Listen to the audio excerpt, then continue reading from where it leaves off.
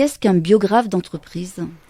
C'est quelqu'un qui raconte l'histoire d'une entreprise, tout simplement, et qui va aller chercher dans les archives, les images, l'histoire de cette société, tout ce qui peut être partagé avec les partenaires de l'entreprise, les personnes qui y travaillent, ceux qui y ont travaillé.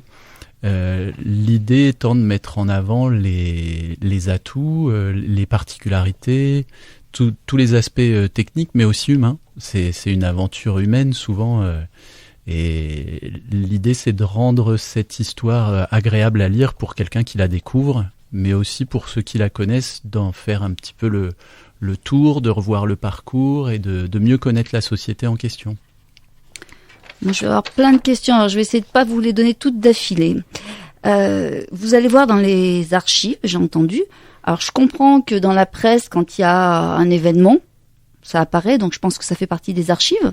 Alors ça peut faire partie des archives, sachant que souvent on est guidé par les personnes qui travaillent dans l'entreprise et qui vont nous amener à rencontrer aussi des témoins qui vont nous mettre en face des bons éléments qu'on va pouvoir réutiliser dans l'ouvrage. Donc c'est une rencontre entre ces objets, ça peut être des articles, des photos, des plans, pourquoi pas, et aussi ces personnes qui vont raconter. On est dans un récit et qui va se construire au fur et à mesure des rencontres autour du sujet.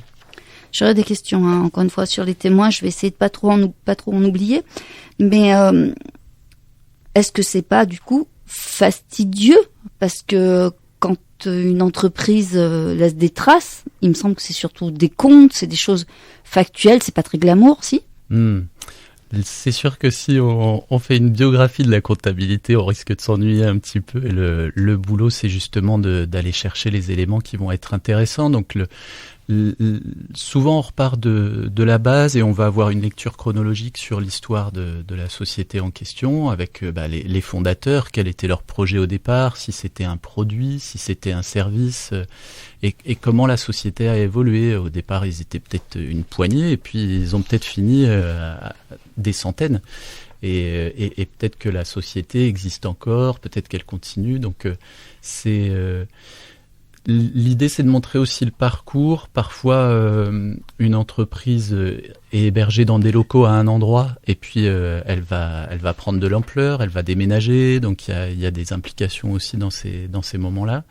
Il peut y avoir des changements de technologie aussi dans l'entreprise, et qui vont être instructifs là pour le lecteur, parce que on se rend pas toujours compte de ce que ça implique quand on connaît pas un métier en particulier, et de voir ces changements-là, c'est toujours enrichissant. Sur les témoins, est-ce à dire que l'histoire, elle est forcément courte ? Parce que quand une entreprise existe depuis longtemps, paix à leurs âmes, j'ai envie de dire, mais les gens sont plus là pour raconter. Ah oui, quand ils sont plus là, c'est difficile de les faire témoigner, mais certains peuvent parler d'eux. Donc quand des fondateurs sont partis, des gens qui les ont connus peuvent parler pour eux, peuvent leur rendre hommage, peuvent raconter ce que ces personnes ont transmis à l'entreprise, quelles étaient leurs valeurs, leur élan, leur motivation au départ. Et donc on peut aller remonter le temps comme ça sur évidemment des dizaines d'années.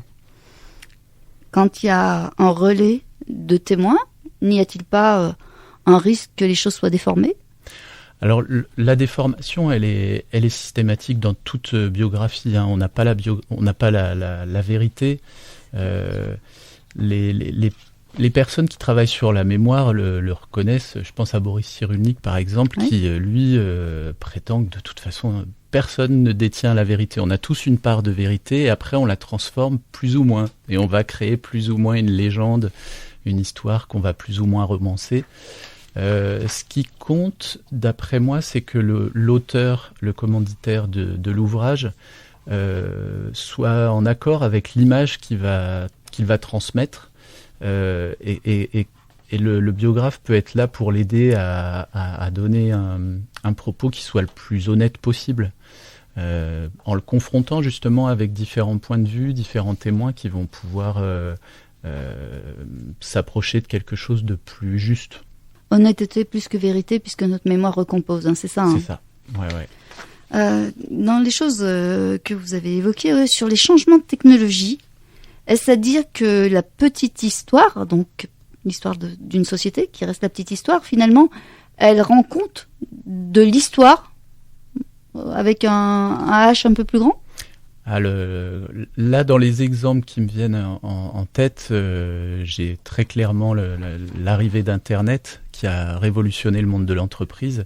Ça paraît une évidence comme ça, mais j'ai une collègue qui me faisait relire son travail sur une grande entreprise du bâtiment dernièrement.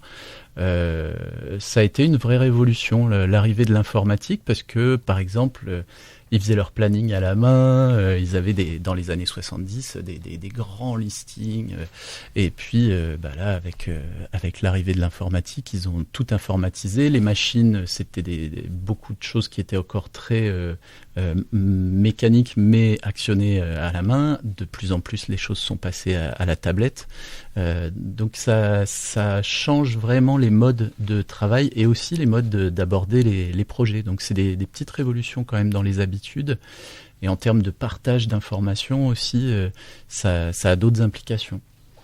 Internet est donc effectivement une évidence, mais tout à l'heure, quand je vous entendais parler de société, je me disais société en tant qu'entreprise, et classe société, parce que je suppose que dans ce que vous couvrez parfois, il y a même des professions qui ont disparu. Là, je suis sûre qu'il y a des jeunes qui nous écoutent, ils savent pas ce qu'était qu'une sténo. Dans les entreprises, il y avait des sténos autrefois. Donc il y a des métiers qui ont disparu, et dans des secteurs professionnels, je suppose que d'autres sont apparus.